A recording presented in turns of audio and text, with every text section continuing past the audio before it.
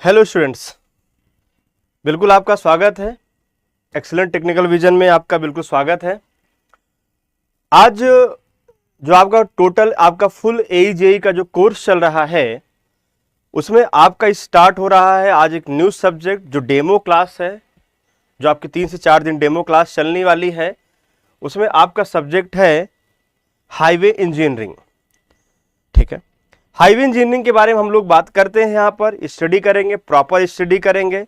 जैसे मैंने आपसे कहा था कि हर चैप्टर के बाद मैं आपको क्या कराने वाला हूँ, इस पे प्रश्न कराने वाला हूँ, क्वेश्चन कराने वाला हूँ। हर चैप्टर कंप्लीट होगा, उसके उस पर हम क्या कराएंगे, उससे संबंधित मैं आपको क्वेश्चन करा दूंगा। चलिए, सबका बिल्कुल स्वागत है, सबको गुड मॉर्निंग। ठीक है, चलिए स्टार्ट करते हैं हाईवे इंजीनियरिंग के इस सेशन को बेहतरीन तरीके से, एकदम बढ़िया तरीके से।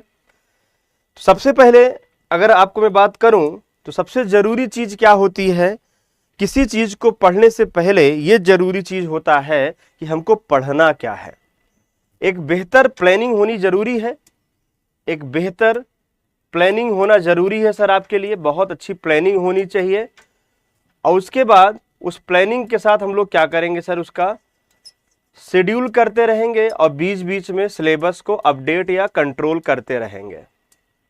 ठीक है, सबका स्वागत है। बिल्कुल स्टार्ट करते हैं। यहाँ पर सब लोग जुड़ जाइए, ताबड़तोड़ सेशन को शेयर कर दीजिए, ज़्यादा से ज़्यादा लोगों में शेयर कर दीजिए।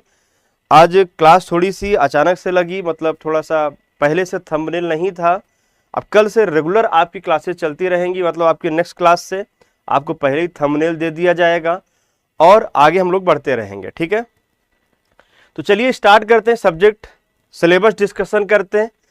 सबसे पहले हम लोग पढ़ेंगे इंट्रोडक्शन, यानी हाईवे इंजीनियरिंग आप क्यों पढ़ते हो, हाईवे इंजीनियरिंग आया कैसे, या हाईवे बना कैसे, या सड़क बनी कैसे, शुरुआत हुआ कैसे, ये हम लोग देखेंगे यहां पर हाईवे इंजीनियरिंग के बारे में। ठीक है, ज्योमेट्रिक डिजाइन, ज्योमेट्रिक डिजाइन।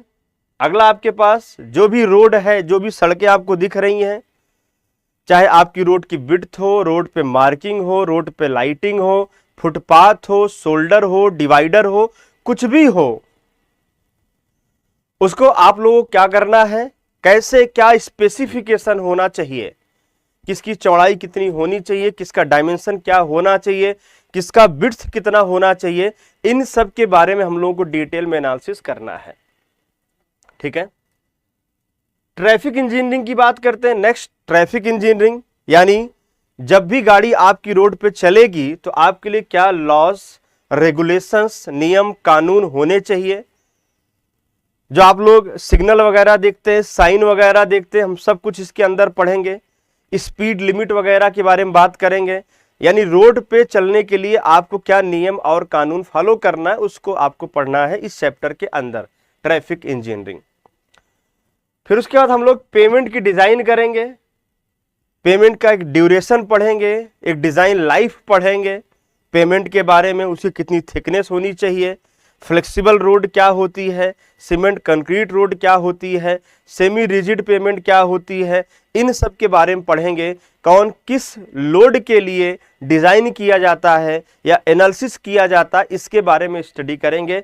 और लास्ट में हाईवे के लिए कौन कौन से मटेरियल हैं और कौन उनके लिए जो बहुत प्रॉपर टेस्ट वगैरह दिया गया है, इन सब के बारे में हम लोग क्या करने वाले हैं, स्टडी करने वाले हैं। ठीक है, तो ये कुछ बातें हैं, ये कुछ बातें हैं और साथ में कुछ मिसलेनियस टॉपिक आएगा जिसमें हम लोग हाईवे के कंस्ट्रक्शन के कुछ पॉइंट्स पढ़ेंगे, हाईवे कंस्ट्रक्शन पढ़ेंगे और कुछ मेंटेनेंस की बात करेंगे। हाईवे कंस्ट्रक्शन के साथ कुछ मेंटेनेंस की बात करने वाले हैं। ठीक है, तो एक बात आप बिल्कुल क्लियर कर दीजिए कि आपको यहां तक सिलेबस, ये पूरा का पूरा सिलेबस है, ये डिस्कशन करना है। ठीक है, अपने अपने प्रश्नों का आप यहां तक पूछ सकते हैं, कोई दिक्कत हो आपको। देखिए, बहुत ज्यादा अभी आप परेशान मत होइए कि क्वेश्चन कितना करना है, क्वेश्चन कैसे करना है, इन सब के बारे में हम लोग क्या करेंगे, डिटेल में सर देखेंगे। क्वेश्चन कुछ लोगों ने पूछ रखा है कि सर ऑब्जेक्टिव बुक कौन सा सॉल्व करना है या कौन सॉल्व कर लेना है, तो अभी परेशान मत होइए भाई। ऑब्जेक्टिव बुक के लिए कोई परेशान होने की जरूरत आपको नहीं है। हर चैप्टर के बाद मैं यहाँ पर आपको क्वेश्चन कराऊंगा और एक क्वेश्चन का बेहतरीन सीरीज मैं लेकर के आऊंगा जिससे आप आसानी से सॉल्व कर सकते हैं। तो आपको अपनी तरफ से क्वेश्चन लाने की या लगाने की कोई ज़रूरत नहीं है। मैं प्रॉपरली क्वेश्चन को क्या कराऊंगा, आपको सॉल्व कराऊंगा, तो इसलिए आप बिल्कुल परेशान नहीं होंगे। ठीक है, चलिए आगे बढ़ते हैं। किसी को और कोई डाउट है, किसी को और कुछ डाउट है तो आप पूछ सकते हैं।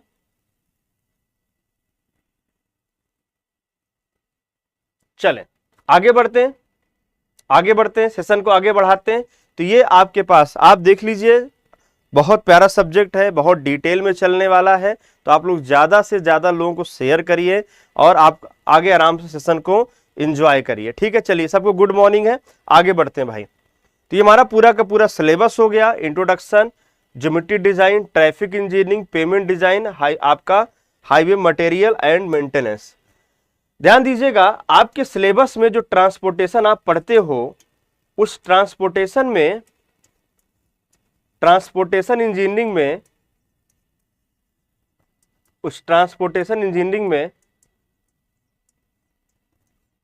आपके दो सेक्शन होते हैं। एक आपका होता है हाईवे इंजीनियरिंग और दूसरा होता है रेलवे इंजीनियरिंग। सर और भी सेक्शन होते हैं, बिल्कुल सही बात है, और भी सेक्शन होते हैं, जैसे आपके एयरपोर्ट होता है, पोर्ट एंड हार्बर्स होते हैं। तो ये सब आपके जेई और एई के लिए अभी बहुत ज़्यादा इंपॉर्टेंस नहीं रखते हैं। तो आपके जेई और एई के लिए जो इंपॉर्टेंस रखते हैं वो क्या रखते हैं सर, आपके दो सेक्शन है, हाईवे इंजीनियरिंग और रेलवे इंजीनियरिंग। और इसमें भी जो ज़्यादा फोकस होता है वो किसका होता है सर, हाईवे इंजीनियरिंग का ज़्यादा फोकस होता है। हाईवे इंजीनियरिंग का फोकस जो होता है वो सर बहुत ही ज्यादा होता है। आपके किसी भी एग्जाम अगर आप देने जा रहे हैं और 100 क्वेश्चन अगर आपके एग्जाम में आते हैं तो लगभग 5 से 6 नंबर और कभी कभी लगभग 8 नंबर तक ये गेन कर लेता है। इतना तक स्कोर होता है। देखिए, पढ़ने से पहले आप लोगों को जानना बहुत जरूरी है कि सब्जेक्ट का इंपॉर्टेंस क्या है, सब्जेक्ट पढ़ते क्यों है, जरूरी क्या। सिलेबस का डिस्कशन मैंने आपको कर दिया है। लगभग 5 से 6 नंबर या 8 नंबर तक ये सिलेबस जा सकता है। ठीक है, बाकी 1 से 2 नंबर आपका रेलवे इंजीनियरिंग का भी आ जाता है। यानी कहने का सेशन मतलब ये है कि ट्रांसपोर्टेशन इंजीनियरिंग आपकी सिविल इंजीनियरिंग एग्जाम को क्रैक करने के लिए एक इंपॉर्टेंट सब्जेक्ट है। लगभग आप ऑन एवरेज 7 से 8 क्वेश्चन मान सकते हैं। सर इसका ड्यूरेशन कितना होगा, लगभग कितने समय तक ये आपका सब्जेक्ट चलने वाला है, अगर मैं इसकी बात करूं, आप ड्यूरेशन की बात करें तो ड्यूरेशन आपको लगभग ऑनलाइन, जैसे मैंने पूरा का पूरा सब्जेक्ट मुझे पीपीटी पढ़ाना है। ठीक है, क्योंकि आपको लिखना पड़े, टाइम बहुत ज़्यादा यहाँ पर कंज्यूम हो जाता है लिखने के लिए। तो हमने यहाँ पर अगर मैं आपको बता दूं तो ड्यूरेशन लगभग आपका 35 आवर्स के आसपास जाएगा। 35, अगर थोड़ा सा और डिटेल में क्वेश्चन वगैरह के साथ और डिटेल में चलेंगे तो लगभग 40 घंटे का समय आपको इस सब्जेक्ट में लगने वाला है। क्योंकि कोई चीज़ हमको लिखना नहीं है, सब कुछ हमको पीपीटी पढ़ाना है और डिटेल पढ़ाते हुए आगे निकलते चलना है। अंजलि का क्वेश्चन है, सर टाइम बता दीजिए कितने बजे से स्टार्ट किया। आज तो क्लास थोड़ी सी अटेंडेंस में चालू हो गई कि भाई आपको कुछ लड़कों का रिक्वायरमेंट था, डिमांड थी कि एक डेमो क्लास सर और दिया जाए, तो एक डेमो क्लास आपकी और आ चुकी है। बाकी मैं आपको जो सब्जेक्ट पढ़ाऊंगा वो आप ध्यान रखेंगे, जो मैं आपको सब्जेक्ट पढ़ाऊंगा वो आपका हाईवे है, ध्यान दीजिएगा, मैं हाईवे आपको पढ़ाऊंगा। दूसरा मैं आपको इसके तुरंत बाद पीएचई में पढ़ाऊंगा। ठीक है, पब्लिक हेल्थ इंजीनियरिंग पढ़ाऊंगा आपको, जिसे आप लोग एनवायरमेंटल इंजीनियरिंग बोलते हैं। तीसरा मैं आपको एसओएम पढ़ाऊंगा और चौथा मैं आपको स्ट्रक्चर एनालिसिस पढ़ाऊंगा। ये 4 सब्जेक्ट मैं आपको यहाँ पर डील करने वाला हूँ। तो हमने शुरुआत बिल्कुल हाईवे इंजीनियरिंग से की है। बिल्कुल छोटा सब्जेक्ट है और बहुत ही ज़्यादा इम्पॉर्टेंट सब्जेक्ट है। तो आपको ज़्यादा ज़्यादा लोगों को जुड़ना है, शेयर करना है। बाकी आपको अगर कोई समस्या आती है तो हमारा जो आप लोग कमेंट सेक्शन देख रहे हैं इसमें आपको पिंड होगा, यहाँ का कॉन्टैक्ट नंबर पिंड होगा, यहाँ का जो सेशन का जो भी मैनेजमेंट का सब कुछ कॉन्टैक्ट पिंड होगा। आप उनसे इस बारे में बिल्कुल बातचीत कर सकते हैं। ठीक है, तो आपको ड्यूरेशन बता दिया, आपको लो 35 से 40 घंटे ये बता दिया, और हर चैप्टर पे ध्यान रखिएगा, हर चैप्टर पे लगभग ध्यान रखना, लगभग उस चैप्टर के अकॉर्डिंग, अगर चैप्टर में 25 क्वेश्चन है, 30 क्वेश्चन है, 40 क्वेश्चन है, तो हम इस तरीके से क्या करेंगे, हर चैप्टर में बाई वेटेज हम लोग नंबर ऑफ क्वेश्चन करेंगे। यानी अगर मैं पूरे बात करूं तो पूरे हाईवे इंजीनियरिंग पे तो जो नंबर ऑफ क्वेश्चन मैं यहाँ पर आपको सॉल्व कराने वाला हूँ स्टूडेंट, वो लगभग 300 से 300 के आसपास कराने वाला हूं, और इतना क्वेश्चन मोर देन सफिशिएंट है अगर आप थ्योरी को प्रॉपरली पढ़ रहे हैं तो। ठीक है, कोई दिक्कत हो तो आप बिल्कुल बता सकते हैं। सेशन अगर आपको अच्छा लग रहा हो, अगर मेरी आवाज आपको बिल्कुल क्लियर हो, मैं बिल्कुल विजिबल हूं, आपको चीज समझ में आ रही हो, तो आप सेशन को लाइक शेयर जरूर कर दीजिएगा। आपके लिए बहुत बहुत आभार होगा, आपके लिए बहुत बहुत धन्यवाद होगा। चलिए हम लोग बात करते हैं, यहां तक किसी को दिक्कत, क्योंकि ये देखो पहली क्लास की बात है, सारी बातें पहली क्लास में हो जानी चाहिए। बाद में ये ना रहे सर कितने घंटे चलेगा, आप कितने क्वेश्चन कराओगे, ठीक है, आप कौन कौन सब्जेक्ट पढ़ाओगे, ये सब्जेक्ट का इंपॉर्टेंस क्या है एग्जाम में, खासकर जो मैंने लिखा है एसएससी जेईई के लिए लिखा है, ये 5 से 6 क्वेश्चन, किसी किसी एग्जाम में लगभग 10 क्वेश्चन तक आ जाता है। तो ये सब बातें मेरे ख्याल से बाद में आपके पास नहीं होनी चाहिए। तो यहां तक कुछ पूछना है तो आप बिल्कुल पूछ सकते हैं, किसी को कुछ भी पूछना है तो एक बार कमेंट कर सकते हैं, किसी को कुछ पूछना है तो। बाकी के लिए हम लोग फिर आगे चलते हैं, सिलेबस डिस्कस कर लिया। आज की क्लास में हम लोग थोड़ी सी क्या करने वाले हैं, स्टडी करने वाले हैं। आज की क्लास में थोड़ा सा हम लोग स्टडी करने वाले हैं। चलें आगे बढ़ें, एक बार क्लियर कर दीजिए सब लोग, आगे बढ़ें। ये सब कुछ क्लियर है आपको, जो कुछ लिखा हुआ है सामने, जो मैंने बातें लिखी हुई हैं। आज से 35 से 40 घंटे बाद जब हम लोग सिलेबस कंप्लीट करेंगे तो आप लोग ये जो बातें हैं देख लो, इसका स्क्रीनशॉट ले लो, इसका स्क्रीनशॉट ले लो। अगर कोई दिक्कत है कि सर आपने जो कहा था वो नहीं किया है, तो स्क्रीनशॉट आप इसका ले लीजिए। आपको मैंने यहाँ पर दिखा दिया है क्या क्या सब्जेक्ट में डिस्कस करने वाला हूँ, कितने घंटे डिस्कस करने वाला हूँ, कितने आवर्स डिस्कस करने वाला हूँ, ठीक है, कितने क्वेश्चन कराने वाला हूँ, ये सारी बातें मैंने आपको यहाँ पर बातचीत कर लिया है। चलो ऑल क्लियर है, बिल्कुल सबको ऑल क्लियर है। चलो आगे बढ़ते हैं, आगे बढ़ते हैं। हम सबसे पहला चैप्टर स्टार्ट करते हैं यहाँ पर, इंट्रोडक्शन। हम सबसे पहले चैप्टर स्टार्ट करते हैं इंट्रोडक्शन। अब यहाँ पर हम लोग हाईवे का इंट्रोडक्शन पढ़ेंगे। हाईवे का नाम ही अगर देखो तो आप लोग बिल्कुल टैलेंटेड है, आप लोग जानते हैं सारी बातें कि हाईवे का अगर आप लोग थोड़ा सा 2 पार्ट में ब्रेक करें तो हाई प्लस वे, हाई प्लस वे, ठीक है, हाई प्लस वे। हाई वे मतलब होता है रास्ता, और उस रास्ते को किसी ऊंचाई पर बनाया जा रहा है। हाई प्लस वे यानी किसी रास्ते को, आप जिस रास्ते पे चलने वाले हैं उस रास्ते को किसी ऊंचाई पर बनाया जा रहा है। जैसे आप बिल्कुल यहां से देख सकते हैं कि ये सर हमारे पास कोई रोड है, और ये रोड को हमने किसी ऊंचाई पर क्या किया है सर, बनाया है। अब आप इस पे चलने वाले, ये डायग्राम जो मैंने बनाया है ये सेक्शन का डायग्राम है। तो ये आपको अगर देखें तो आपका ये जमीन के रिस्पेक्ट में, जमीन की तुलना में अगर आप जमीन देखें तो जमीन आपकी ये है, ये आपकी जमीन है। तो जमीन की तुलना में, ग्राउंड लेवल की तुलना में आप जिस रास्ते पे चलने वाले हैं उसको थोड़ा सा क्या बनाया गया है सर, ऊंचा बनाया गया है, ऊपर बनाया गया है। इस रास्ते पे आप चलने वाले हैं, आपकी गाड़ी क्या करने वाली है, आपकी गाड़ी इस पर ट्रेवल करने वाली है। ठीक है सर, ये तो बात हो गई हाईवे का मतलब। अब उसकी इंजीनियरिंग के बारे में हम लोग पढ़ेंगे, लेकिन आपके दिमाग में सबसे पहली बात ये आनी चाहिए कि हिस्ट्री आनी चाहिए कि सर हाईवे आया कैसे, इसकी बात क्यों हुई, कहां से शुरू हुई, कब हुई, इसको आपको पढ़ना है। यहां से इस चैप्टर से एग्जाम में जनरली 1 से 2 क्वेश्चन क्या होते हैं हमारे, बनते रहते हैं। अगर मैं आपको बता दूं, देखो माना क्या जाता है, जैसे हम लोग अब सिलेबस डिस्कशन करते हैं तो हम लोग क्या मानते हैं कि सर हमारे पास ज्यादा इंपॉर्टेंट चैप्टर कौन सा है, ज्यादा इंपॉर्टेंट चैप्टर कौन सा है। तो कोई बताएगा आपसे कि सर ज्योमेट्री डिजाइन बहुत इंपॉर्टेंट है, बिल्कुल सही बात है। ज्योमेट्री डिजाइन को मैंने 3 स्टार दे दिया, ट्रैफिक इंट्रोडक्शन को मैंने 1 स्टार दे दिया, ट्रैफिक इंजीनियरिंग को मैंने 1 स्टार दे दिया, पेमेंट डिजाइन को मैंने 2 स्टार दे दिया, हाईवे मटेरियल टेस्टिंग 1 स्टार दे दिया। यानी ये इसका इंपॉर्टेंस का लेवल है, ये इसका इंपॉर्टेंस का लेवल है। तो आप ज्यादा इंपॉर्टेंट क्या है, ज्योमेट्री डिजाइन है, इंट्रोडक्शन, सबको मैंने एक इंपॉर्टेंस का लेवल दे दिया। लेकिन ध्यान रखना, इंपॉर्टेंट कोई ज्यादा होगा, कोई इंपॉर्टेंट कम होगा, लेकिन हम जो पढ़ेंगे वो सबको एक रेट से पढ़ेंगे। ऐसा नहीं है कि हम ट्रैफिक इंजीनियरिंग में टॉपिक स्किप करने वाले हैं, या मिसेलेनियस में टॉपिक स्किप करने वाले हैं, या इंट्रोडक्शन में टॉपिक को स्किप करने वाले, ऐसा करने वाले हम यहाँ पर नहीं होंगे।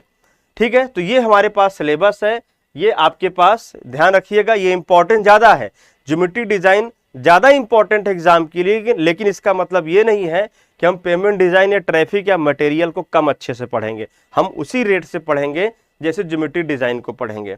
ठीक है, चलिए अब इतिहास की बात करते हैं। तो भारत में सबसे पहले जो रोड की बात हुई, development of roads in India. पहले मैं किसकी बात कर रहा हूं, development of roads in India, Bharat में सड़कों के निर्माण के बारे में बात कर रहा हूं।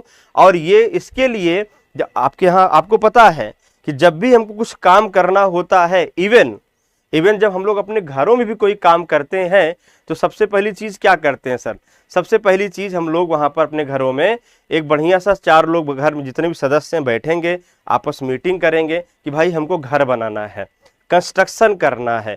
ठीक है, तो एक बार हम लोग उसकी मीटिंग करेंगे, फिर बीच बीच में उसके लिए हम लोग क्या करते रहेंगे, उसको शेड्यूल करते रहेंगे, अपडेट करते रहेंगे, कंट्रोल करते रहेंगे। ये सारा काम हम लोग बीच बीच में क्या है सर, करते रहेंगे। ठीक है, तो उसी अकॉर्डिंग भारत में जब भी सड़क की बात हुई तो सबसे पहले एक कमेटी बनी, और जिसका नाम क्या है, जयकर कमेटी। जयकर कमेटी साहब यहाँ पर थे, यहाँ पर इस कमेटी के इनके नाम पर ही पड़ गया, एक्चुअल में इनका नाम है डॉक्टर एम.आर. जयकर। क्या नाम है सर इनका, doctor M R. Jayakar. Doctor M R. Jayakar जो है उस कमेटी के हेड थे, तो उन्हीं के नाम पर यहाँ पर क्या पड़ चुका है, जयकर कमेटी पड़ चुका है। और ये कमेटी बनी कब थी, 1927 में।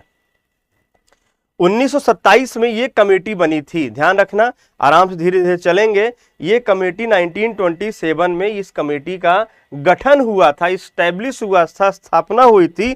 और कहा गया इनसे कहा गया कि भाई जाकर के देखो कि भारत में सड़कों की हालत क्या है, उस पर एक रिपोर्ट बनाओ, उस सड़क निर्माण के लिए एक रिपोर्ट बनाओ। अब आप जरा ये टाइम देखो तो 1927 है, और 1927 को अगर आप ध्यान दें तो हम लोग कहाँ थे सर, हमारा जो देश था वो फ्री इंडिया नहीं था, वो ब्रिटिश इंडिया था। यानी हम लोग अंग्रेजों के अधीन थे।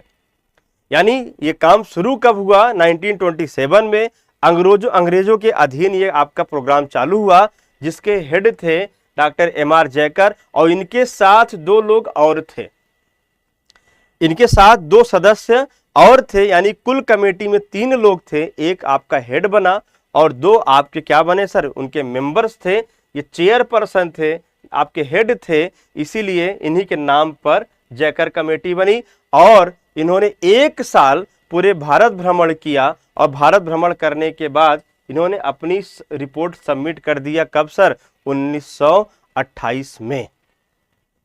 1928 में इन्होंने अपनी रिपोर्ट सबमिट कर दिया, और रिपोर्ट सबमिट करने के बाद यहां पर कुछ रिकमेंडेशंस आए। रिकमेंडेशंस को हिंदी में क्या बोलते हैं आप, संस्तुति। यानी इस रिपोर्ट का रिजल्ट यहां पर बन करके आया। ठीक है, यहां पर बताइए, यहां तक किसी को समस्या हो तो बिल्कुल बताएं आप। यहां तक कोई समस्या है तो बिल्कुल आप बता सकते हैं कि इस कमेटी का क्या मतलब है।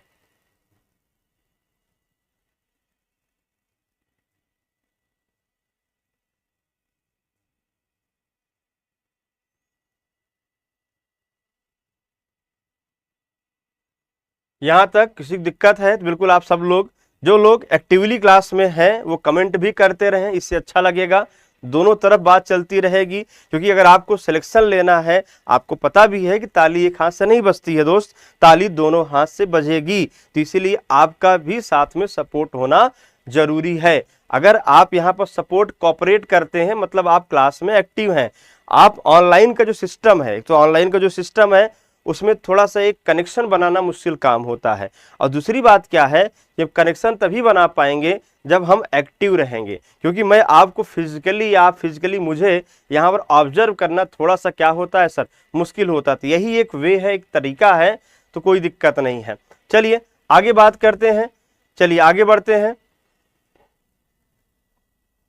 कमेटी की रिपोर्ट सबमिट हो गई सर।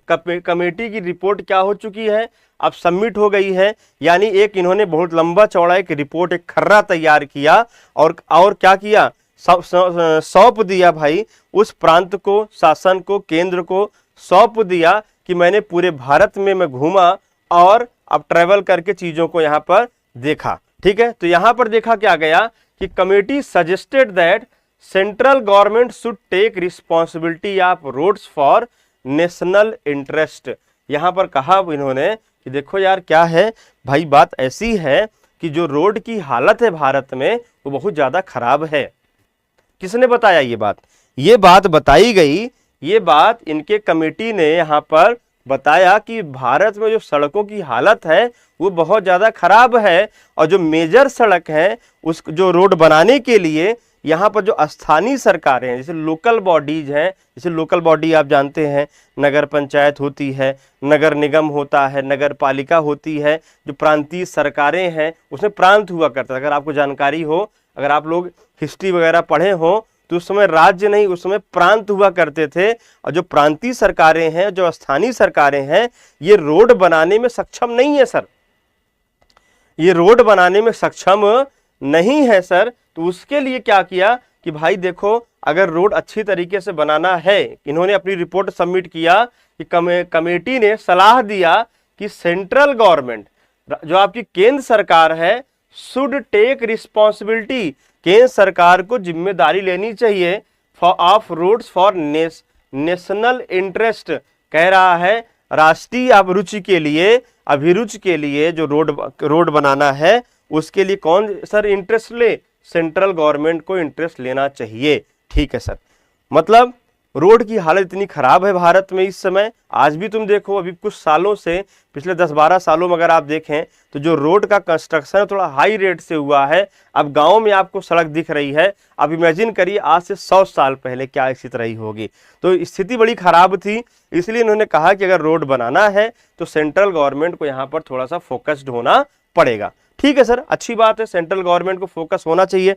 लेकिन गवर्नमेंट ने कहा कि भाई रोड तो हम बनवा दें, रोड तो हम बनवा दें, लेकिन पैसा कहाँ से आएगा? सबसे इंपॉर्टेंट बात थी पैसा, क्योंकि भाई आप घर बनवाओगे, आप गाड़ी लोगे, कुछ भी लोगे, लेने की इच्छा तो सबके अंदर है कि भाई चलो हम क्या कर लें, एक रोड बनवा, हम घर बनवा लें, गाड़ी ले लें, सब कुछ कर लें, सारी सुविधा बनवा लें। लेकिन पैसा, जब तक पैसा नहीं तब तक दिमाग नहीं। जब तक पैसा नहीं होगा क्या दिमाग काम करेगा? क्या सर नहीं काम करेगा, बिल्कुल नहीं काम करेगा। इच्छाएं उठेंगी और तुरंत क्या हो जाएंगी सर, समाप्त हो जाएंगी। तो इसीलिए रोड बनाने तो आपने कह दिया जयकर साहब, लेकिन रोड बनाने के लिए पैसा कहां से आएगा? तब इन्होंने कहा कि आप क्या करो, फॉर रेवेन्यू, पैसे के लिए, धन के लिए आप क्या करो, कोष के लिए, more taxes added on petrol. Petrol पर क्या कर दो सर, पेट्रोल पर टैक्स को बढ़ा दो। मतलब अगर आपको सड़क बनानी है तो आप पेट्रोल पर क्या करिए, टैक्स बढ़ा दीजिए। लगभग उस समय जो कंडीशन थी, लगभग 5 पैसे पर लीटर, 5 पैसे पर लीटर तेल पर आपकी टैक्स क्या कर दी गई सर, ऐड कर दी गई। ठीक है, ऐड कर दी गई।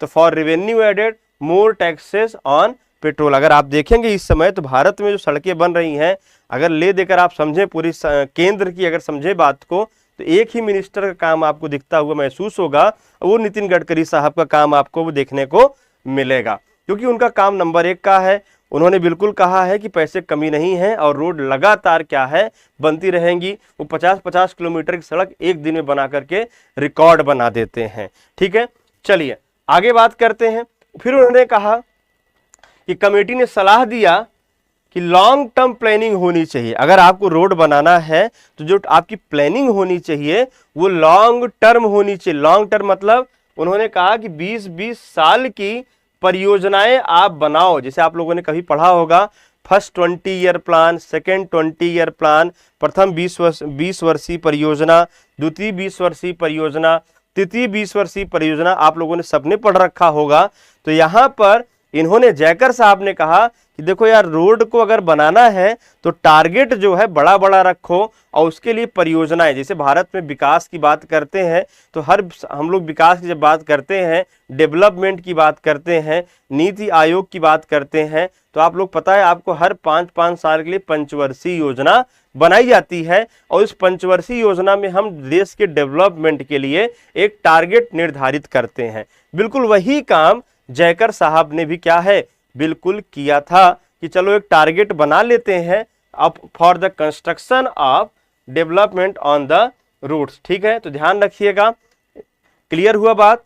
इन्होंने 27 में कमेटी बनी, 27 में कमेटी बनी, 28 में क्या किया, अपनी रिपोर्ट सबमिट किया, रोड की हालत को बताया, रोड बनाना पड़ेगा, केंद्र सरकार की जिम्मेवारी लेनी चाहिए, लेनी पड़ेगी, और पैसा कहाँ से आएगा, तो जो आपके पेट्रोल है उस पर क्या करना है सर, आपको कर या जो आपके पेट्रोल पे जो टैक्स है उसको क्या कर देना है, बढ़ा देना है। और इन्होंने कहा कि आपको अगर इतनी रोड की हालत खस्ता है, खराब है, कि आपको 20-20 साल की परियोजनाएं क्या करनी पड़ेंगी, बनानी पड़ेंगी। और इंपॉर्टेंट बात कि सर जो पैसा आएगा उसके लिए कोष बनाया जाएगा, इन्होंने ही बोला उसके लिए कोष बनाया जाएगा। और कोष क्या है, कोष के लिए इन्होंने क्या बताया कि CRF, central road fund, CRF का गठन हुआ कब, 1929 में। सीआरएफ का गठन हुआ 1929 में। सर ये क्लास लाइव क्लास से चल रही है या स्टूडियो से? अरे ये स्टूडियो से क्लास चल रही है, ये ऑफलाइन क्लास में क्लास नहीं है, ये आपकी लाइव क्लास है। लाइव क्लास में आपकी क्लास यहाँ पर चल रही है, ठीक है। नहीं, शिवम पटेल मंगल ग्रह से नहीं चल रही भाई, ये क्लास आपकी जो चल रही है लाइव आपकी स्टूडियो से चल रही है। और आपकी लगातार यहाँ पर डेमो क्लासेस क्या है, कंटिन्यू रहेंगी, कुछ दिन तक लगातार आपको कंटिन्यू रहेगा। तो जब तक आपकी डेमो क्लास है आप यूट्यूब पर देखिए। अगर आपको अच्छा लगता है, आपको टीचर्स अच्छे लगते हैं, फैकल्टी अच्छे लगते हैं, जो कि मैं आपको विश्वास दिलाता हूं कि आपको अच्छी फैकल्टी, सारी टॉप मोस्ट फैकल्टीज़ हैं, सारी टीम अच्छी है, जिसका जो सब्जेक्ट बेस्ट है उसको वो सब्जेक्ट दिया जा रहा है, ठीक है। तो आप ये चीज़ ध्यान रखेंगे, बेहतरीन तरीके से विद इन टाइम में सिलेबस खत्म होगा। चलो आगे की बात करते हैं। तो ये 20-20 साल की इन्होंने, जो आप लोग बाद में देखते हैं कि 20 ईयर प्लान बनते हैं, वो इन्होंने सारे रिकमेंडेशंस, मैक्सिमम रिकमेंडेशन ये जयकर साहब बेस थे। आप ध्यान रखिएगा, भारत में सड़क निर्माण में जितनी भी कमेटी वगैरह बनी, जितनी भी सारी चीज़ें डेवलप हुई थी, उसमें जयकर साहब का जो रोल था वो सबसे ज़्यादा इम्पोर्टेंट था। उन्हीं के बेस पर आपका यहाँ पर कंडीशन होता है, ठीक है। चलो राजेश एक बार पढ़ के देखो भाई, फिर बताना। चलो आगे बढ़ते। तो आपके पास 1929, तो कितनी बातें आपकी क्लियर हो गई कि मैंने ये सारी बातें जयकर साहब ने कर दी हैं, ठीक है। चलो इन्हीं के आधार पर अगला एक कमेटी बना, आईआरसी। 1934 में इंडियन रोड कांग्रेस। यहाँ कांग्रेस का मतलब कांग्रेस पार्टी नहीं होती है, कांग्रेस का मतलब होता है कि जब वहां पर एक ग्रुप इकट्ठा होता है, सम्मिलित होता है, तो ग्रुप का एक जगह का इकट्ठा होना, सम्मिलित होना, समूह के फॉर्म में होना, इसी को अंग्रेजी में बोलते हैं कांग्रेस, ठीक है। तो इंडियन रोड कांग्रेस, तो भारत में रोड बनाने के लिए कुछ लोग क्या हुए सर, सम्मिलित हुए और एक सेमी गवर्नमेंट बॉडी यहाँ पर बनाई। सेमी गवर्नमेंट बॉडी का मतलब होता है कि अर्ध सरकारी संस्था यहाँ पर बनाया। और ये गठन कब हुआ, 1934 में, 1934 में ये आपके पास गठन हुआ। तो यहाँ पर आपको यहाँ देखना है, इट वाज एस्टैब्लिश इन 1934, इसका गठन हुआ सर, ठीक है। ये गठन क्यों हुआ, क्योंकि भाई अगर आप रोड बनाओगे, एक लॉजिक सोचो, एक सिंपल सा बात सोचो, रोड बनाओगे या घर बनाओगे, कुछ भी बनाओगे, घर में जैसे आप बीम बनाते हो, कॉलम बनाते हो, स्लैब बनाते हो, तो आपको ये पता होना चाहिए कि उसमें रेनफोर्समेंट कितने डायमेंशन का होना चाहिए, कॉलम का कितना डायमेंशन होना चाहिए, ठीक है, बीम का क्या डायमेंशन होना चाहिए। यानी हर चीज का एक स्पेसिफिकेशन होता है, जिसके लिए आप IS 456 2000, इसमें जो अपडेटेड वर्जन है IS 456 2019 में अपडेट हुआ था, तो आप लोग ये बात पता होगी कि सर अपडेट होता रहता है चीजें। वैसे ही बिल्कुल एक स्पेसिफिकेशन देने के लिए 5 साल के लिए एक रोड के लिए एक रोड मैप तैयार करने के लिए किसका गठन हुआ था सर? IRC का गठन हुआ था। ठीक है, तो ऑब्जेक्टिव में देखते हैं, to promote and encourage science and practices of road building construction. कह रहा है यहां पर रोड और बिल्डिंग के कंस्ट्रक्शन के लिए ये क्या करता है? साइंस को और रिसर्च को प्रमोट करता है, इनकरेज करता है। यूज ऑफ स्टैंडर्ड स्पेसिफिकेशन, ध्यान रखना, आप लोगों ने सबने पढ़ा होगा कि रोड की जो चौड़ाई है सिंगल लेन के लिए वो 3.75 मीटर होती है, सबने पढ़ा होगा। कभी सोचिए कि ये स्पेसिफिकेशन दिया किसने? मल्टी लेन के लिए आपके पास 3.5 मीटर फॉर मल्टी लेन के लिए होता है। तो ये सारे जो स्पेसिफिकेशन है मल्टी लेन पर लेन के लिए, आप यहाँ पर अगर बात करें मल्टी लेन आपको रोड बनाना है तो यहाँ पर आप इस चीज को देख सकते हैं। ठीक है, चलिए आगे बात करते हैं। आगे यहाँ पर देखते हैं, देखो जो इम्पोर्टेंट बात है आप वो चीज पे ध्यान दीजिए, इधर उधर मत सोचिए, बहुत ज्यादा कहानी बताने की जरूरत नहीं है। संदीप या जो भी आप लोग हैं आराम से देखिए, बहुत ज़्यादा हिस्ट्री में कहानी बताने की ज़रूरत नहीं है कि एसोसिएशन में 7000 मेंबर हैं या इनके फुल फॉर्म क्या है, इनमें बहुत ज़्यादा डिटेल मत जाइए। जितना आपको बताया जाता है उसको मेमोराइज करने की कोशिश करिए। ठीक है, आगे बढ़ते हैं। To advise regarding education experiment and research connected with the road के लिए आपको क्या करना है? एक्सपेरिमेंट के लिए, एजुकेशन के लिए, रिसर्च के लिए IRC का गठन किया गया था। टू सजेस्ट इंप्रूवमेंट, लास्ट बात सबका बात का समराइज है, लास्ट वाली बात, to suggest improvement, development, protection and prepare road map for 5 years. प्रत्येक 5 साल के लिए आगे होने वाले रोड मैप को ये क्या करता है सर? प्रिपेयर करता है, तैयार करता है। ठीक है, तो आप इस बात को यहां पर ध्यान रखेंगे। इतनी बात IRC क्या है, कांग्रेस का मतलब क्या था, ये जितनी भी स्पेसिफिकेशन रोड के बारे में है कि डिवाइडर कितना चौड़ा होना चाहिए, फुटपाथ कितना चौड़ा होना चाहिए, उसकी ऊंचाई कितनी होनी चाहिए। आप लोग देखते होंगे डिवाइडर, जब हम लोग रूरल हाईवे की तरफ जाते हैं, किसी आप नेशनल हाईवे पर या स्टेट हाईवे पर कभी ट्रेवल करें बस वगैरह से, तो जैसे ही आप ग्रामीण क्षेत्रों में हाईवे पे चलते हैं, जो हाईवे ग्रामीण क्षेत्रों से पास हुए हैं, उनमें देखना जो बीच में आपका डिवाइडर होता है उसकी चौड़ाई बहुत ज़्यादा होती है। लेकिन जैसे शहरों के अंदर एंट्री होती है तो चौड़ाई क्या हो जाती है सर?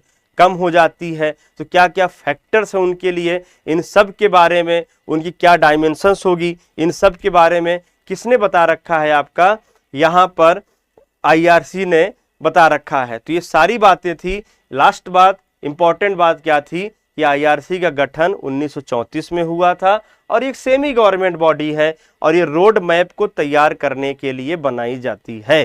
ठीक है, इतनी बात आपको यहां से समझ लेना है। रोड पर जितने भी स्पेसिफिकेशंस हैं वो सब किसने दिया है? तो IRC ने दिया है। तो ये बात आपको यहां से ध्यान रखना है। और ये बात किसने बताई थी? ये बात अपने रिकमेंडेशन में कौन बोला था? देखो रिकमेंडेशन अगर आप पढ़ोगे, ध्यान रखना, रिकमेंडेशन पढ़ोगे तो बहुत सारे रिकमेंडेशन है, बहुत सारे रिकमेंडेशन है इनके। जो आपने IRC पढ़ा, 20 ईयर प्लान पढ़े, सब इन्हीं के रिकमेंडेशन हैं। लेकिन आपको सब रिकमेंडेशन नहीं जानना है, मेन जानना है कि केंद्र सरकार को रोड बनाने के लिए अपना रिस्पॉन्सिबिलिटी लेनी चाहिए। साथ में इन्होंने बताया कि रेवेन्यू के लिए आप टैक्सेस क्या करेंगे? पेट्रोल पर टैक्स बढ़ा देंगे, 20-20 साल की परियोजनाएं बनाएंगे। ये सारी चीजें आपको यहाँ से देखने को मिलेगा। ठीक है। IRC आप समझिए, IRC के बारे में आपने देख लिया। IRC का मेन उद्देश्य क्या है कि हर 5 साल के लिए रोड के स्पेसिफिकेशन, प्रैक्टिस के लिए, साइंस के लिए, रिसर्च के लिए, एजुकेशन के लिए, इम्प्रूवमेंट के लिए एक रोड मैप तैयार करना। अकेले सिर्फ रोड की ही बात नहीं होती है।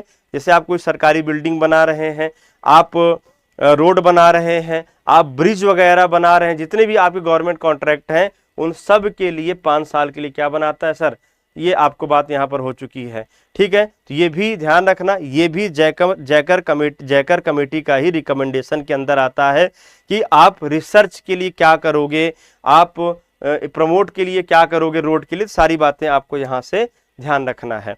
अगली बात ये हो गई। चलो रोड के स्पेसिफिकेशन की बात तो हो गई सर। अब अगला क्वेश्चन आएगा, वो ध्यान रखिए। अगला क्वेश्चन ध्यान रखिए कि सर रोड की स्पेसिफिकेशन हो गई, रोड के मैप हमने शुरू कर दिए, ये सब तो ठीक था, लेकिन अब वहां पर रोड को चलने के लिए कुछ नियम कानून होना चाहिए। जो नियम कानून हम लोग ट्रैफिक इंजीनियरिंग चैप्टर में बहुत डिटेल्स देखेंगे, वहां पर हम लोग बात करेंगे। उसका नाम क्या आएगा सर, मोटर व्हीकल एक्ट। आप लोग की स्पीड कैसी लग रही, एक बार बता दीजिएगा, एक बार कमेंट करके बता दीजिएगा कि स्पीड कैसी है आपको, मतलब बहुत स्लो ना लग रही हो, बहुत फास्ट ना लग रही हो। आप लोग स्पीड बता दीजिएगा कि स्पीड सर कैसा है, चीज़ें आपको समझ में आ रही हैं, एक बार कमेंट करके बता दीजिएगा। कहीं ऐसा ना हो कि आपके लिए बहुत तेज हो जाए, आपके लिए बहुत तेज हो जाए यहाँ पर स्पीड। ठीक है, एक बार कमेंट करके बता दीजिए कि स्पीड वगैरह कोई दिक्कत ना हो। ठीक है, स्पीड ठीक है, बिल्कुल सही है, चलिए अच्छी बात है, एक बार क्लियर बता दीजिए। अभिषेक यादव कहने स्लो है सर। भाई अगर पहली बार कोचिंग कर रहे होगे स्लो तो नहीं है। 24 पे कर दीजिए। चलो आगे बढ़ते हैं। Motor vehicle act. अब दिक्कत यह है कि अब आपको यहां पर बन तो गया, चीजें बन तो गई, लेकिन अब आपके लिए जो वहां रोड चालक हैं, जो ड्राइवर है, जो रोड पे चलने वाले हैं, आपको पता है कि दुनिया में किसी को कभी लेट हो चाहे ना हो, लेकिन सिग्नल पे खड़े हुए आदमी को, चाहे वो कितना भी बड़ा बेरोजगार हो, चाहे इतना भी बड़ा बेकार हो, नल्ला टाइप का हो, लेकिन उसके लिए सबसे जल्दी अगर कहीं होता है तो सिग्नल पे होता है। सोचो आज के समय में CCTV वगैरह लगा हुआ है, ऑनलाइन चालान कट रहा है, ठीक है, लेकिन तब भी लोगों की मनमानी आप देख सकते हैं कि बहुत ताबड़तोड़ तरीके से लोग क्या करते हैं सर, बहुत ताबड़तोड़ तरीके से गाड़ी को चलाते हैं, और जो ट्रैफिक के जो नियम होते हैं, रूल रेगुलेशन होते हैं, उसको क्या करते हैं सर, उसको आप लोग तोड़ते रहते हैं। आप लोगों ने देखा होगा, ठीक है, आप लोगों सबने देख रखा होगा। तो उसके लिए 1939 में ये भी जो रिकमेंडेशन वो जयकर साहब का है, क्योंकि रोड तो बन गई, लेकिन रोड के चलने वालों को भी तो आपको कंट्रोल में करना है भाई। तो उनके लिए यहाँ पर क्या बनाया गया, it was established in 1939 and further amendment are considered in 1988 to 2019, 1988 और 2019। ठीक है, अमेंडमेंट मतलब संशोधन, अमेंडमेंट का मतलब होता है संशोधन किया गया, यानी अपडेट किया गया। कब किया गया आपका, 1988 और 2019 में। ये तो किसी छिपा नहीं है, 1988 में तो आप लोग नहीं थे, लेकिन मैं भी नहीं था फिलहाल, लेकिन 2019 में हम सब लोगों ने देखा था कि केंद्र सरकार ने इस तरीके से चालान का दाम बढ़ा दिया था कि देखो कोई गाड़ी वाला जा रहा था, पता चले उसके पास ना हेलमेट है, ना गाड़ी कागज है, बाद में पता चला कि उसके वो इतना चालान बना देते थे कि 50,000 की टू व्हीलर होती थी तो 30-35 हज़ार रुपये चालान बन जाता था। तो आप लोगों ने न्यूज़ में देखा भी होगा कि कोई अपनी वहीं रोड पर गाड़ी जला दे रहा है, कोई ट्रैक्टर जला दे रहा है, क्योंकि इतना ज़्यादा चालान, ये इस 2019 के चालान के बाद से केंद्र सरकार ने एक बहुत ज़्यादा चालान का रेट क्या कर दिया गया है, बढ़ा दिया गया है। अब वो रेट बढ़ना चाहिए कि नहीं बढ़ना चाहिए, वो आप लोगों की इच्छा है, आप लोग तय करिए अपने शब्दों में कि सर ये अच्छा हुआ या खराब हुआ, वो आप लोग समझिए। लेकिन ये 2019 का अमेंडमेंट अभी हाल फिलहाल में हुआ है मोटर व्हीकल एक्ट में, तो किसी से छिपा हुआ ये नहीं है। तो ये मोटर व्हीकल एक्ट नियम कानून के बनाने के लिए जो लोग चलते हैं, it is used to control and regulate the traffic, traffic को कंट्रोल और रेगुलेट करने के लिए, बिल्कुल आपके नियम कानून के तहत नियंत्रित करके चलाने के लिए ये नियम आपके लिए क्या किए जाते हैं सर, लागू किए जाते हैं। ठीक है, इतनी बात आपको यहां से ध्यान देना है। चलिए, इतनी बात तो क्लियर हो गई। तो हम लोगों ने अभी तक क्या पढ़ा, 1927 से एक डेट पढ़ी, 1928 से एक डेट पढ़ी, 1929 से एक डेट पढ़ी, 1934 से एक डेट पढ़ी, 1939 एक डेट पढ़ी। तो 1928, 1927, 1929, 1934, क्या ये डेट आपको याद हो रहे हैं भाई? 1939 तो आपका कमेटी इस्टेब्लिश हुई थी, मैं थोड़ा सा रिकॉल कर रहा हूं। 1928 में रिपोर्ट सबमिट हुई सर, 1929 में सीआरएफ सेंट्रल रोड फंड, 1934 में आईआरसी और 1939 में मोटर व्हीकल एक्ट। बिल्कुल क्रमानुसार चल रहा है चीजें, बिल्कुल क्रमानुसार चीजें चल रही है। ठीक है, समर कह रहे हैं सीएम भारत मूवी में था सर। हाँ, हो सकता है उन्हीं से ये लोग कॉपी किए हों। ठीक है, साउथ की पिक्चर आई थी एक, उसमें ये चालान बढ़ाने का जो कॉन्सेप्ट है, हो सकता है केंद्र सरकार ने उसी मूवी से लिया हो, कुछ भी हो सकता है, क्योंकि मूवीज भी क्या है हमारे यहाँ, हमारे समाज का एक आईना होती हैं, ये भी आपको पता है। ठीक है, चलो अगला बात करते हैं central road research institute. Central road research institute जिसकी स्टैब्लिशमेंट कब हुई? 1950 में हुई। अब आपको सोचना चाहिए कि जब से रोड बनी या बननी शुरू हुई और जब तक बन रही है, यानी आज तक, क्या आप सोचिए, वहां पर एक लॉजिक लगा करके सोचिए कि क्या जब शुरू में बिल्कुल रोड बनी होगी, क्या वो मटेरियल, वो तरीका, वो टेक्निक जो तब यूज हो रहा होगा, क्या आज भी यूज हो रहा है? जरा कमेंट करके बताइए, क्या ऐसा हो रहा होगा? क्या ऐसा हो रहा होगा? जरा कमेंट करके मुझे एक बार सब लोग कमेंट करके बताएं कि क्या ऐसा हुआ होगा कि जैसे उस समय चल रहा था, आज से 50 साल, 60 साल, 70 साल पहले, क्या चीजें आपकी बदल रही हैं? रोड पर नई नई चीजें दिख रही हैं आपको, नए नए मटेरियल दिख रहे हैं, नई नई चीजें आपको वहां पर अपडेट होती हुई दिख रही हैं। वो कौन कारण है sir? Central road research institute नए नए तरह के रोड बनाने के लिए आपके पास क्या आना शुरू हुई है सर? यहाँ पर एक रिसर्च इंस्टीट्यूट खोला गया और स्टैब्लिश कब किया गया? 1950 में। It works for research and development, short form में आप इसको बोलते हैं R&D। क्या बोलते हैं शॉर्ट फॉर्म में? R&D, research and development work. It also check quality of road. ये रोड की क्वालिटी को क्या करता है? चेक करता है। और रोड की क्वालिटी को चेक करेगा तो इससे आपकी यातायात क्या होगी सर? बिल्कुल मंगलमय होगी। जैसे कभी क्या होता था कि हम लोग प्रॉपर रोलर न चलाएं, अकेले काली सड़क के चक्कर में अगर पड़े हुए हो तो कभी तुम देखना, एक थोड़ा सा लंबा सफर करना तो आपकी कमर वगैरह में, बॉडी वगैरह में जर्क फील होने लगता है। उसका रीजन सिंपल सा ये होता है क्योंकि आप अगर एक स्ट्रेट लाइन पे चलते हो, जैसे मैं आपको दिखाऊं यहां से कि ये आपके पास सड़क है, ये जब प्रॉपर आपने रोड को ना बनाया होगा सही तरीके से तो कुछ आपको, ये मान लीजिए रोड का सेंटर लाइन है, ये रोड का आपका सेंटर लाइन है। अब आप देख सकते हैं बिल्कुल इस सेंटर लाइन के रिस्पेक्ट में आपको क्या दिखेगा कि रोड कुछ ऊपर उठ रही है, रोड कुछ नीचे जा रही है, कुछ ऊपर उठ रही है, कुछ नीचे जा रही है। इस तरीके से आपको यहां पर देखने को मिलेगा। इसका मतलब क्या हुआ? इसका मतलब ये हुआ, अगर इस तरीके से रोड बनी हुई है तो आप ये बोल सकते हैं कि सर अगर इस तरीके से रोड बननी कैसे चाहिए थी, जो पिंक कलर की लाइन है, रोड ऐसी बननी चाहिए थी, लेकिन हमने प्रॉपर कॉम्पैक्शन नहीं किया, प्रॉपर इसको ध्यान नहीं दिया। बस पैसे के चक्कर में, आप लोगों ने अगर एक मूवी देखी हो खट्टा मीठा, सबने देखी होगी, नहीं देखी होगी तो जाके जरूर देखना। एज ए सिविल इंजीनियर के लिए वो बात होगी, ठीक है, वो सिविल इंजीनियर के लिए बात होगी, वो एक ठेकेदार के लिए बात होगी कि एक रोड और एक ब्रिज बनाने के लिए कितना नाटक, कितना पपड़ बेलना पड़ता है।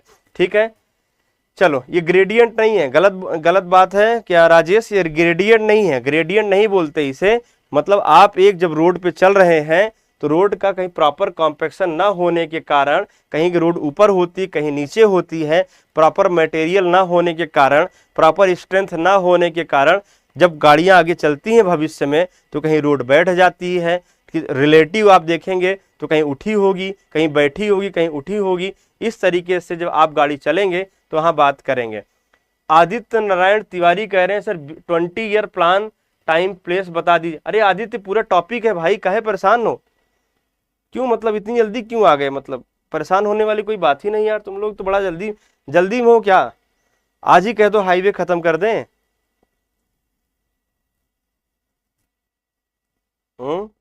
ये देखो देखो भाई, एक बात थोड़ा सा आप विश्वास रखिए इस चीज को, मैं एक थोड़ा सा आपसे बात बोलूंगा कि आगे मत चलिए। 7 साल का अनुभव है, 7 साल का अनुभव है हाईवे इंजीनियरिंग पढ़ाने का, 7 ईयर्स। बहुत अपडेट होकर चीजें अपडेट करके पढ़ाई जाती हैं। नोट्स आपको सब आपको मिलेगा, जो मैं नोट्स पढ़ा रहा हूं ये सारी नोट्स आपके पास जाएगा, कुछ छूटेगा नहीं, ये विश्वास मानो। क्वेश्चन सारे हो जाएंगे, ये भी आप ट्रस्ट करो। बहुत एक्सपीरियंस के साथ बोल रहा हूँ मैं, ऐसा नहीं बोल रहा हूँ कि मैं सबसे अच्छा टीचर हूँ, मैं सिर्फ इसलिए बोल रहा हूँ क्योंकि मेरा अनुभव बोल रहा है, एक्सपीरियंस है मेरा। अब 6-7 साल से अगर मैं पढ़ा रहा हूँ तो आप 6-7 साल पहले कहाँ थे आप सोच सकते हैं। तो इसीलिए थोड़ा सा विश्वास करिए, चीजें आगे मत बढ़िए। सब कुछ अभी बता देंगे तो कैसे काम चलेगा, एक सीक्वेंस होता है। अभी तुम उठा के अगर देखो तो मैं एक सीक्वेंस की तरह चल रहा हूँ ना, कि देखो पहले क्या, एक डेट देखो लगातार आपकी बढ़ती जा रही है, डेट आपकी एक इंक्रीजिंग ऑर्डर में बढ़ती जा रही है, 27, 28, 29, 34, 39। इससे आपको याद करने में क्या हो जाएगी, आसानी हो जाएगी। अब इधर उधर चलोगे दिक्कत हो जाएगी। अब ये क्या है, ये सर आप इनको सबको क्या करोगे, एक सेंटर लाइन के रिस्पेक्ट में जितना उठा है जितना नीचे गया है, यानी जो डिस्प्लेसमेंट हुआ है सड़कों का, वर्टिकल डिस्प्लेसमेंट जो हुआ है वो उनको आप क्या कर देंगे, जोड़ देंगे। ठीक है, क्या लिख दिया भाई, सॉरी सर, इतनी बार सॉरी लिखने की जरूरत नहीं यार, सॉरी और थैंक यू इतनी बार लिखने की जरूरत नहीं है। ठीक है, आराम से देखो, कोई समस्या नहीं, आराम से देखो, बस आराम से पढ़ो, सिंपल सा यार, सॉरी और थैंक यू वाली कोई बातचीत नहीं है। अब यहाँ पर देखो जरा, वो निकल गया होगा, ठीक है। अब इस चीज को आगे ध्यान रखिए सब लोग, कोई दिक्कत नहीं है। और ज्यादा, और 1 घंटा 1.5 घंटा टिकने की आदत डालिए, ठीक है, 1-1.5 घंटा उसको आप टिकने की आदत डालिए। ठीक है, ये जो मतलब मैं इतना फ्लक्चुएशन, एक तो ऑनलाइन की सबसे बड़ा ड्रॉबैक यही है, जो फ्लक्चुएशन बहुत ज़्यादा होते हैं। ऑफलाइन में आप कम से कम, जैसे मैं यहाँ पर ऑफलाइन पढ़ा रहा हूँ प्रयागराज में, एक बैच में 300 बच्चा है। अब 300 बच्चा है, कम से कम 300 बच्चा टाइम पहले आता है, आप लोग टीचर के आने के बाद ऑनलाइन आते हो, रेगुलर पता नहीं क्लास करते हो। तो उम्मीद है कि नेक्स्ट क्लास से आप लोग रेगुलर क्लास में रहोगे, तब मज़ा ज़्यादा आएगा। ठीक है, एक बार आप हाईवे इंजीनियरिंग पढ़कर देखिए तो आपको समझ में आएगा एक्चुअल में हाईवे का फीलिंग क्या है। ठीक है, अब इसके लिए ये जो वर्टिकल है इनको सबको आप क्या कर देंगे, जोड़ देंगे। मान लो मैंने इसको कह दिया Δ1, इस डिस्प्लेसमेंट को Δ2, इस डिस्प्लेसमेंट को Δ3, तो एक टोटल एक वर्टिकल डिस्प्लेसमेंट को मैं क्या कर दूंगा सर, जोड़ दूंगा। ये जोड़ दूंगा सर, मैं ऐसे सारे को मैं जोड़ दूंगा। और कितनी दूर तक जोड़ूंगा सर, कितनी दूर तक जोड़ूंगा, तो 1 किलोमीटर, 1 किलोमीटर हाइट, 1 किलोमीटर दूरी तक, 1 किलोमीटर डिस्टेंस तक आप एक इंस्ट्रूमेंट को बिल्कुल सेंटर लाइन के अबाउट आगे बढ़ाएंगे। और सेंटर लाइन के अबाउट जब आगे बढ़ाएंगे तो वर्टिकली सारे डिस्प्लेसमेंट को क्या करता जाएगा, जोड़ता हुआ चला जाएगा। और उस इंस्ट्रूमेंट का जो नाम है सर, उसका नाम क्या है, बम्प इंटीग्रेटर। बम्प इंटीग्रेटर अभी ये आगे मिलेगा जब मैं आपको ज्योमेट्री डिजाइन पढ़ाऊंगा। तो सर जी इसके बाद इन्वायरमेंट पढ़ा दीजिए प्लीज, प्लीज वाली कोई बात नहीं, इसके बाद इन्वायरमेंट ही चलेगा। अनुराधा इसके बाद इन्वायरमेंट ही चलेगा। ठीक है, तो आप बिल्कुल परेशान मत होइए। तो 1 किलोमीटर तक आपको ये जोड़ना है। देख लीजिए कितना सेंटीमीटर आया, तो डेल्टा बराबर x सेंटीमीटर पर किलोमीटर। अगर ये x का मान 150 के आसपास के अंदर रह जाता है, आगे सब मिलेगा ज्योमेट्री डिजाइन जब पढ़ेंगे। तो यहाँ पर मैं यूज बताना चाह रहा था कि बम्प इंटीग्रेटर क्या करता है। तो बम्प इंटीग्रेटर किसी रोड की क्वालिटी को चेक करता है। डेल्टा का मान जितना ज्यादा होगा रोड की क्वालिटी उतनी ही खराब होगी। अगर 150 के आसपास रहेगा तो आपको यहां पर एक जर्नी कंफर्टेबल जर्नी फील होगी। अगर ये आपके पास लगभग 350 सेंटीमीटर जाता है तो आपकी जर्नी क्या हो सकती है सर, डिस्टर्ब हो सकती है। आपकी जर्नी, आपका यात्रा मंगलमय नहीं होगा, डिस्कंफर्ट होगा, बिल्कुल कमर वमर पूरी तरीके से ऐंठ जाएगी सर। ठीक है, आप लोगों ने खास करके ये चीजें देखी होंगी गांव की सड़कों पर। हम जब कुछ देर सफर करते हैं तो हमको जर्क महसूस होने लगता है, टू व्हीलर में एक जर्क, एक धक्का लगता है। ठीक है, चलिए सर ऑफलाइन क्लास मंफोर्टगंज में चल रही है। बिल्कुल हाँ, मंफोर्टगंज में क्लास चल रही है और साथ में आपका IRT ग्राउंड भी बैचेज चल रहे हैं, लेकिन मैक्सिमम बैचेज आपके मंफोर्टगंज में है। ठीक है, ऑफलाइन क्लासेस की। ठीक है, चलिए तो central road research institute CRRI का मैंने बातचीत कर लिया 1950 में। रिसर्च एंड डेवलपमेंट, तो लगातार जो अपडेट हो रही है लगातार चीजें। ठीक है, जितना आपके पास बहुत सारे आपको चीजें देखने को मिलेगा। देखो क्या कह रहे हैं, बहुत ब्रेकर भी होते हैं। अरे ब्रेकर वगैरह तो लोग अपने लिए बना लेते हैं, अपने द्वार पे बना लेते हैं। ठीक है, वो अलग बात हो गई भाई। ठीक है, तो इंस्ट्रूमेंट का नाम याद रखिएगा, किस सन में बना था, किस लिए बना था, किस ईयर में बना था, काम क्या था, तो आप ये चीज देखेंगे। अगर कभी आप, मैं आपसे बात बोलूंगा कि अगर आप लोकसभा में कभी देखें, लोकसभा में अगर कभी भी आप जाएं तो मतलब जब क्या कहते हैं, लोकसभा की जब कार्रवाई चल रही हो तो आप किसी को सुनिए चाहे मत सुनिए, यूट्यूब पे आप डाल दीजिएगा सिर्फ नितिन गडकरी को। ये मेरी आपसे एक स्पेशल रिकमेंडेशन है कि आप यूट्यूब पर नितिन गडकरी साहब को, जो है जो मिनिस्टर हैं आपके ट्रांसपोर्ट के, उनको आप जरूर सर्च कर करके, जरूरी नहीं लाइव कार्रवाई चल रही तभी आप देखिए, उनको सर्च करके आप देखेंगे तो बहुत सारे आपके हाईवे के जो टर्म्स हैं वो क्लियर हो जाएंगे। कह रहे हैं सर जो रोड बीच में टूटी रहती है वही है ये, नहीं वो नहीं है राजेश, वो बिल्कुल नहीं है। ये जो रोड टूटी रहती है वो चीज नहीं है। ये रोड में जो वेव डेवलप होता है, रोड पूरी बनी होती है लेकिन रोड यूनिफॉर्म नहीं होती है, रोड इवन नहीं होती है, इसे बोलते हैं अनइवननेस। जैसे आपका फर्श है, फर्श बिल्कुल समतल है, आप उसमें बम्प इंटीग्रेटर चलाओगे तो वर्टिकल क्यूमुलेशन नहीं मिलेगा आपको। लेकिन अगर आप रोड चलाओ, पूरी रोड बनी हो लेकिन रोड जो है प्रॉपर तरीके से उसकी फिनिशिंग ना अच्छी हुई हो तो उसे आप क्या बोलते हैं, ये जनरली जैसे आप लोग क्या करते हो, जैसे सब ग्रेड है, नीचे सॉइल है, सॉइल का प्रॉपर कॉम्पैक्शन ना करो, रोलर मत चलाओ, तो यानी फाउंडेशन कमजोर हो चुका है, कल को लोड आएगा तो रोड बैठ जाएगी। रोड टूटी नहीं है, रोड बैठ गई, और रोड हल्का सा अगर बैठ गई तो अब वहां पर क्या होगा, एक डिस्प्लेसमेंट हो गया, उन्हीं को आप जोड़ते हुए चले जाइए। ठीक है, तो जब प्रॉपर कॉम्पैक्शन वगैरह नहीं होगा तब ये चीज आपको देखने को मिलेगा। ठीक है, जाके देखिएगा। चले, इतनी बात बिल्कुल क्लियर है। यहां तक अगर किसी कोई समस्या है तो आप मुझे बता सकते हैं। भाई कल से इसको हम आगे प्रोसीड करेंगे, नेशनल हाईवे एक्ट वगैरह हम कल से प्रोसीड करेंगे। तो आज की क्लास में मैक्सिमम टाइम हम लोगों ने सिलेबस डिस्कशन वगैरह किया है। यहां तक किसी को दिक्कत है बताइए। नेक्स्ट क्लास में थंबनेल आपको जाएगा, पहले आप लोग ऐड कर, आप लोग ऑलरेडी देख लीजिए उसको। देखिए आप लोग जो वीडियो देख रहे हैं उस वीडियो के नीचे लगातार excellent technical academy Prayagraj office का कॉन्टैक्ट नंबर है, लगातार आपको मिल रहा है। अगर आप प्रयागराज से हैं, लखनऊ से है तो आप वहां पर कांटेक्ट कर सकते हैं।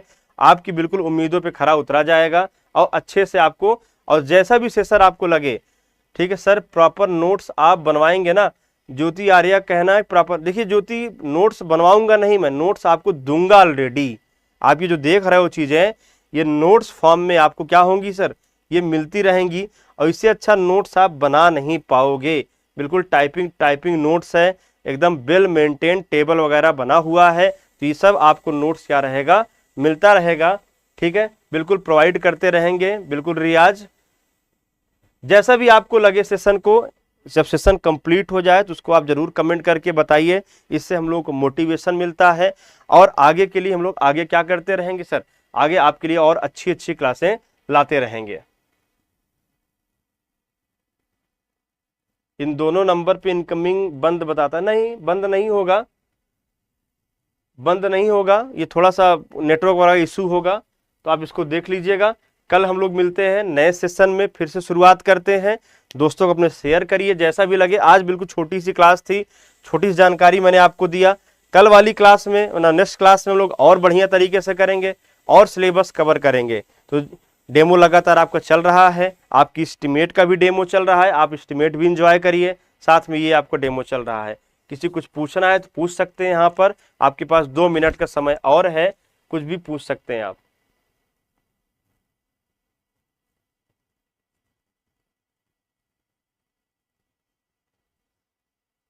सर रेलवे कब स्टार्ट करेंगे? रियाज भाई थोड़ा सा यार एक चीज देखो, ये थोड़ा सा क्वेश्चन अजीब होता है।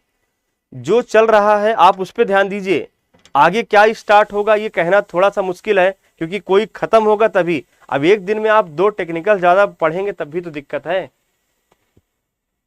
चलिए, और कोई दिक्कत किसी को पूछ सकते हैं? बाकी नेक्स्ट सेशन में ताबड़तोड़ जुड़िए, अगले सेशन में आगे बात करेंगे। पूरी क्लास यूट्यूब पर चलेगी, जो भी होगा आपको मिलता रहेगा संदेश। बिल्कुल पूरे बैच में आपका रेगुलर बैच, पूरे नॉन टेक भी चलेगा हिमांशु, पूरा नॉन टेक चलेगा। सारी क्लासेस आपकी लाइव ही चलेंगी, अभी यूट्यूब पे चल रही है, कुछ दिन बाद एप्लीकेशन पे क्लासेस चलेंगी, लाइव क्लास चलेंगी। ठीक है, चलिए बहुत बहुत धन्यवाद, नेक्स्ट सेशन मिलते हैं। Okay, thank you.